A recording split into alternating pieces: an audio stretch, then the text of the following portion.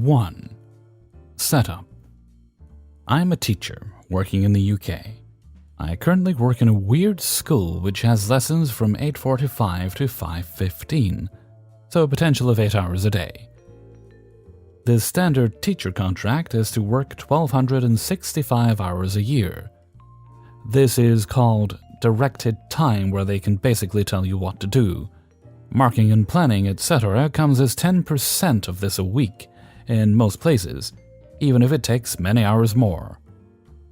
At our weird school, we have it noted in our contract that we have 1,265 directed hours a year that fall between 8:30 and 5:30.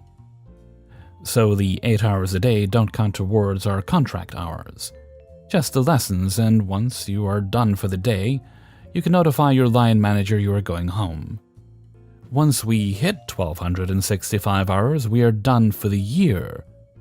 But because it's a short year, no one will ever hit that. Plus, everyone has exam classes, which end before the year, so no chance of reaching contracted hours. Malicious compliance. Last year I found myself with a horrific timetable. Lessons first thing in the morning and last thing. No leaving early for me ever. And those last lessons were not exam classes, so no chance even at the end of the year. One thing about the school, the head is very hot-headed. After insets, our induction week starts. One of my first lessons in the first week is cancelled due to students doing some administrative stuff. So I elect to be a bit late as I could be and let my line manager know. Unfortunately, I had been given a cover lesson that period which I did not know about, and my manager missed my message till too late. I received an email from the head stating I must always be on site from 8:30 as per my contract, and that we would only leave once all my lessons were taught, as I was required for cover. This isn't actually the case. I had been a rep for the contracts and knew that in order to avoid it being directed time, I just had to be available. A piss take of a contract, but means we could in theory go to the cinema. Obviously, I saw an opportunity. I was going to be in the building for 8 hours a day, 5 days a week.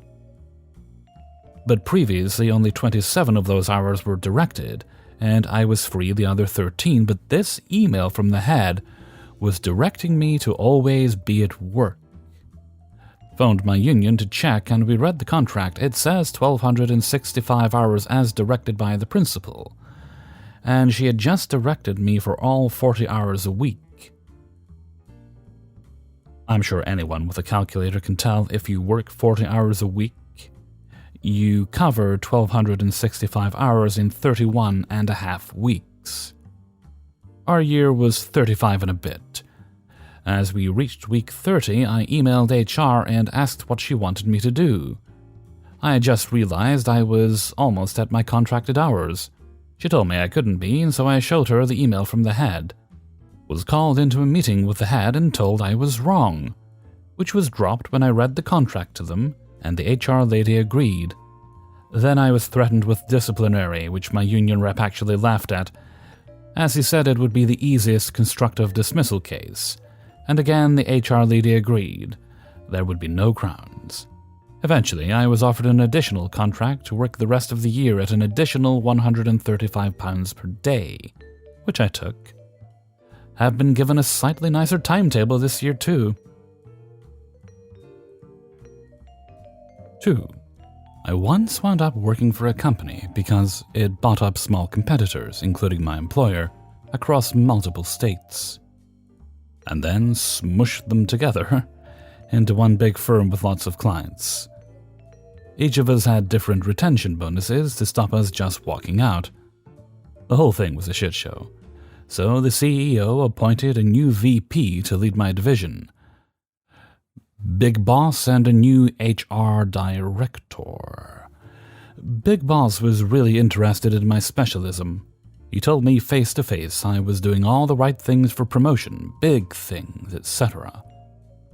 But others started demanding big pay rises to stay, and Big Boss was pretty pissed about this because it screwed up his financial metrics. He gave in a couple of times and then wrote a memo saying no pay rises were permitted outside of annual review. HR director told everyone they wanted honest opinions about what was going wrong and how to fix them. Then started sniping people who told the truth and were blaming them for the issues. Great start. Big shock, I didn't get the promotion. A couple of insiders told me that he just badmouthed everyone who was up for promotion to justify not offering any. I met him and said if I wasn't promoted, maybe I wasn't a good fit and should leave, but he disagreed. Said I was a great asset and he'd figured something out. My manager came back with his offer. It pushed the retention bonus further into the future, added some withheld stock perks, pay rises that would build over multiple years, and Big Boss would support me for promotion next year. Basically nothing now, but maybe in the future. The shrug as my manager handed it to me said everything. Big Boss then got a surprise opportunity to make a sale personally at a client he knew and impress our CEO. We had no experience in the area, but I had a reputation as being versatile, and I was available, so he asked me to head up a group of 4 contractors and make it look like a joined-up expert team from our company. I decided this was a dead end, and given that my retention bonus was due, although no idea when they would actually cut me a check, I agreed to take a similar job at an unexciting but stable competitor. I wrote Big Boss with my 2 weeks. It had been a pleasure working with him, and what did he want me to do? It was standard in our industry to get people off of the premises ASAP, especially when joining a competitor. So I was a bit surprised when he told me to carry on at the client, and don't tell them you're leaving. Truth was, he had nobody to replace me with. Apparently, he then went to the HR director and my manager and lost his shit when it turned out I never actually signed his new retention offer. He tried to blame a couple of people for telling me not to sign, which wasn't true, and upset them as well. HR director then met with me for an exit interview, and as I'd heard was pretty stressed because so many people were leaving, and their remit was to retain staff. I told them everything was amazing and I loved the company, but this was a huge opportunity. Then they said that because I was quitting, I wouldn't be getting my retention bonus or performance bonuses. It's just industry standard, they said. I explained that the wording was very clear. I had met every requirement, and they said it didn't matter because that wasn't what the words meant.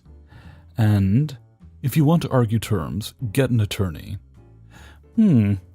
So I stayed at the client for the next 2 weeks. I told the contractors I was leaving and asked what help they wanted, but they wanted to promote themselves direct with the client and were happier if I kept out of the way. I just met my colleagues for coffee and caught up on old times, talking about my new employer, what would be their final straw, and so on. A couple of days before I was due to finish, the client lead asked me if I could help out on something. Well, I couldn't tell them I was leaving, so I replied, "Unfortunately, Big Boss has said I'm not permitted to discuss my future with you, so you'll need to ask him directly." The client immediately knew what was happening, and was fuming that he'd kept them in the dark, even more when they found out no replacement had been identified. Then, as HR director had requested, I took an employment attorney friend out for lunch. She was laughing her ass off when she saw the contracts. Said they were some of the worst worded she'd ever seen. I was totally right. They owed the bonuses, and the HR director was just hoping I gave up. She helped me draft some legal docs, tacked on a bunch of additional fees she reckoned we could argue I was owed, and I sent them off. I left the company without ever speaking to Big Boss or HR director again. I bumped into one of the contractors in a parking lot, and he told me the project had completely imploded. They replaced me with another contractor a month after I left, but by that point, they'd stopped working collaboratively and were competing with each other to win contracts direct with the client. 2 of them got terminated for performance issues, another quit, and the client decided not to continue using my old company, so took on the only remaining specialist contractor direct. I caught up with the former manager for coffee, and they said Big Boss became increasingly paranoid about all the people resigning and started trying to run off his loyalty tests. to identify disloyal staff, which of course made even more people resign. Allegedly, the CEO was getting angry because the financial and sales metrics were getting worse, and the big target client he'd heard about had turned into a huge embarrassment. Eventually, I received a satisfactory offer from the company's law firm. It wasn't a big settlement, but I was so happy that I'd seen it through. My attorney friend said she knew the firm, and it had probably cost triple the amount I had asked for in legal fees. I wish I could have seen Big Boss's face signing the check. I checked LinkedIn a few months later, and HR director had been terminated. One colleague still at the company said that it was officially because there weren't enough permanent employees to justify them staying. Big Boss then vanished a few weeks later. His office was just emptied, and nobody spoke about him again. I still work in the same city, but haven't seen either of them again. If I did, wow. I was told to keep working, not to tell the client what was happening, and to get an attorney. So that's exactly what I did. 3. I used to be a server at a major restaurant chain that you see in every mall in the US. And my particular location just happened to be in one of the wealthier parts of the country. Because of that, a large percentage of the clientele wanted their dishes a certain way. There were some oddball regulars, like the one lady who wanted a Caesar salad with no dressing, but 3 whole lemons to squeeze on the lettuce. But 99% of the time they'd ask for rigatoni instead of penne in a dish, or red onion instead of yellow on a burger, or something of that nature. The thing about this chain, though, is that technically you're supposed to charge them for substitutions like that. So for instance, if a guest wanted a different kind of dressing on a salad, it might be a 10-cent charge, or if they wanted Swiss instead of cheddar on their burger, it would be like a 15-cent charge. As a server, you were supposed to know all of the upcharges, but because there were like 26 pages on the menu, it was daunting enough to just memorize what we even had. But obviously, no one ever charged for these things because what's an extra 15 cents on a $200 tab? Especially when you're in the weeds and you're pretty sure the host stand wants you to have a mental breakdown. Not only that, but because rich people tend to be the stingiest MFers you'll ever meet, we would never charge them because they would instantly complain if you did. And the restaurant's policy was essentially the customer is always right, no matter how wrong they were. We even had regular grifters who would order the wrong thing and then complain to get an entire free meal every freaking time. So one day I'm serving a table and someone asks for goat cheese on their salad instead of feta, which is supposed to be one of those 10-cent changes. I obviously don't add the upcharge, just like I hadn't for any of the other countless times over the years. And like 15 minutes later, the new manager, Brad, comes along and pretty much chews me out over it. Keep in mind, this is Brad's second day on the job, and he came from the other side of the country to replace our beloved former manager, who left to manage her own restaurant. Dude hadn't even introduced himself to me, and he comes out of nowhere to yell at me for not doing the upcharge. I explained to him why I didn't, and I was pretty much a directive from the GM not to do upcharges because of the 99% chance that a complaint and free meal would follow. But Brad just blah blah blahs some more and tells me I need to add upcharges or I'd get written up. So when the next table, a party of 7 that had a $500-ish bill, changes literally every dish, I added the upcharges, which totaled like $1 at most. When I dropped the check, they freaked out over all the upcharges, even though I informed them of the charges when they ordered. The itemized receipt made it look much more severe, and they demanded to speak to the manager. Instead of getting any of the other managers I had worked with over the years, I grabbed Brad and made him deal with them. He ended up having to comp the nearly $500 bill because he insisted I charge an extra $1 for all the substitutions. But did he learn his lesson? Nope. So I did it over and over again to the detriment of my bank account. Most people still tipped me though, so that was nice, and I got to watch tables routinely chew him out over the charges. This continued for a month or so until he finally relented, and not too long after I was suspiciously fired for creating a hostile work environment while on vacation. 4. So I work in the military. I was called in to work by a text I got at 3 a.m. on a weekend to show up at 12 p.m. Generally speaking, unless previously specified, with at least 24 hours prior notice, working on the weekends is not really a thing one has to worry about, unless it's one of those we're going to war or someone came on the base drunk and high with criminal charges. Fun recall time now texts. Our weekends are protected like that. So I had just woken up and saw the text. Be at work at 12 to help do this task. I think okay. Well, I'm clearing this base in less than a week, so I have absolutely nothing in terms of gear to help out with heavy machinery we use for this task. I drive up to work in my civilian attire and am immediately questioned as to why I'm not in uniform. I explain I'm not supposed to work today, and that I basically have no gear for their task that they wanted me to do. Then my immediate supervisor says it's fine, and I start to assist with the task. Cue malicious compliance. I do as asked of me to the letter, and an officer, a senior-ranking soldier to most of the soldiers in the unit, asks me what I'm doing in civilian attire, and why I have no gear. I address the situation and explain what I was told to do. I am breaching several safety protocols by doing so without gear and proper uniform, so they begin to promptly flip out. They find out who asked me to do this and tell me to stop immediately and go home. I proceed to leave while I hear my supervisor get the reaming of a lifetime from this officer. Meanwhile, I'm walking away scot-free of any wrongdoing and continue to return to my barracks to enjoy my weekend. The aftermath of the situation is I'm called by the supervisor and their supervisor to explain what happened, and so I do. Their supervisor chews out my supervisor, and I'm released with an apology.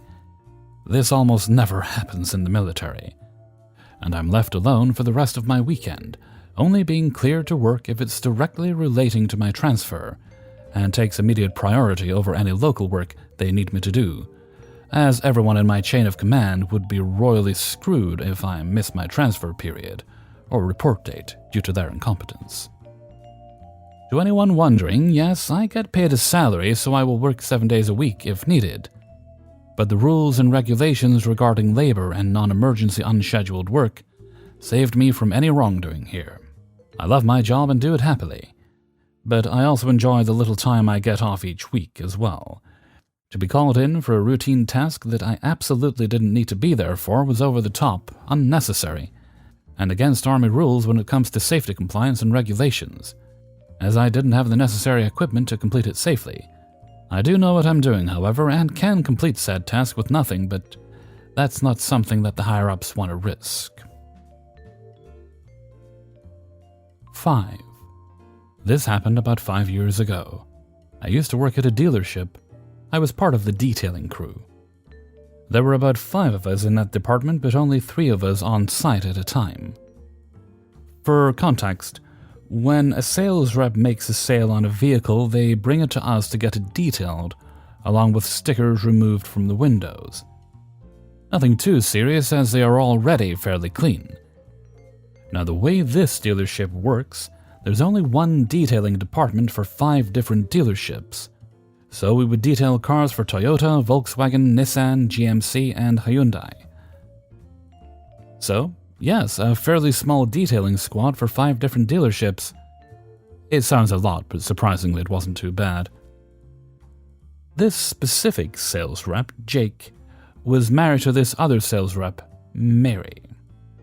For whatever reason, Jake hated my guts for most of the entire time I was employed there. No idea why. My assumption is one day he saw me talking to his wife, who I didn't know was his wife at the time, but that's because I was getting some info on a trade-in that came in, and I was thinking about purchasing that car. It was a 2016 Nissan 370Z Nismo. No, I never ended up buying it. I just wanted to get more information about the car, how much the monthly payments would be, etc. I guess he didn't like me talking to her, so he held a grudge against me. Again, this is just speculation. Also, I want to note that I have been in the detailing field for about 6 years at the time. So I had my fair share of experience, and I was actually one of the best detailers in that department. Now then, one day Jake came up to our department with a sold unit, and I kind of overheard him talking with my coworker about me. He was talking behind my back, and I mean he was saying rude stuff about me, but I was able to make out most of the things he was saying. One particular line I didn't understand was, "Hey, I have this car here.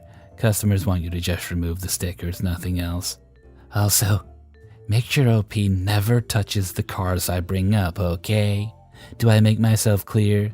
He doesn't know what he's doing," and then he used a very uncomplimentary term for me that starts with an R. Me, acting like I didn't just hear what he said, I continued working on my own stuff and thought to myself, what did I do to that guy that he doesn't like me?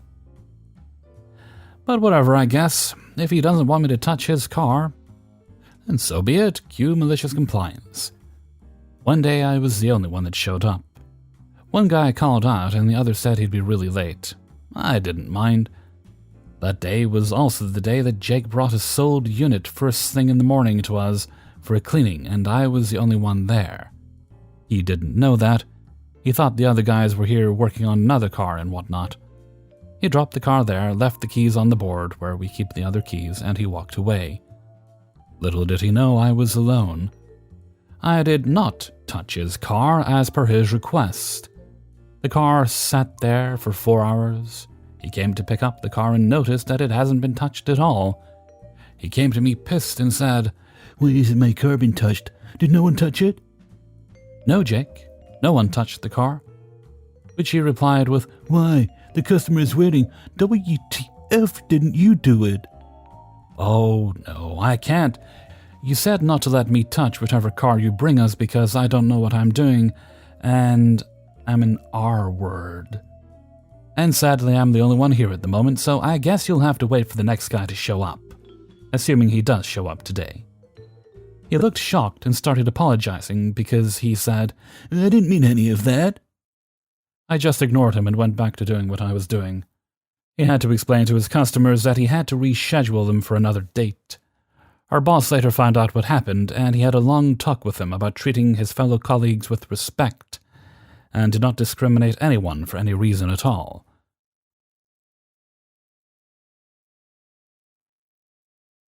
Hey everybody, Hellfreezer here, and thank you very much for listening to Revenge is Ice Cream, episode 178. And thank you very much to everybody who allowed me to use their stories in this video. Before you go on, if you could please boop the like button and share the video with friends and family members. Actually, let's see. Oh, I think we actually have a birthday shout out to do today. So we're going to do that before we get to Hellfreezer's question of the day. And today's birthday shout out goes to Nancy. Nancy is 51 years old today. Yes, you sent your email with plenty of time. You gave me nearly 2 weeks, which is more than enough time. I appreciate that. Nancy is located in America. And, well, I don't know where you are in America right now, but I hope you're somewhere safe. I know Florida's about to have an unfortunate time. I won't bang on about it too much because I'm here to distract people, not to remind them of unpleasant things. But wherever you are, I hope you're safe. I hope you're surrounded by cake. And maybe you don't like cake. I assume everyone likes cake. Maybe you like nachos. I don't know. But whatever you like, I hope you're having lots of it on your birthday, and you can relax and spend time doing the things that you really care about. Now, before we go, I'm going to sing happy birthday, and then we might have a question of the day. Happy birthday to you. Happy birthday to you. Happy birthday, dear Nancy. Happy birthday to you.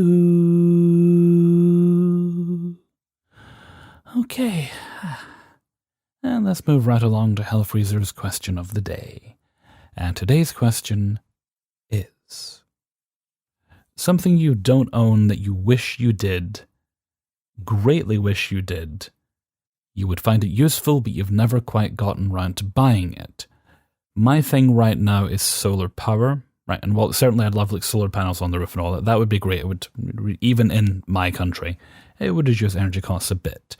But what I would like, just for practical reasons, would be able to just completely eliminate the costs of powering my fans.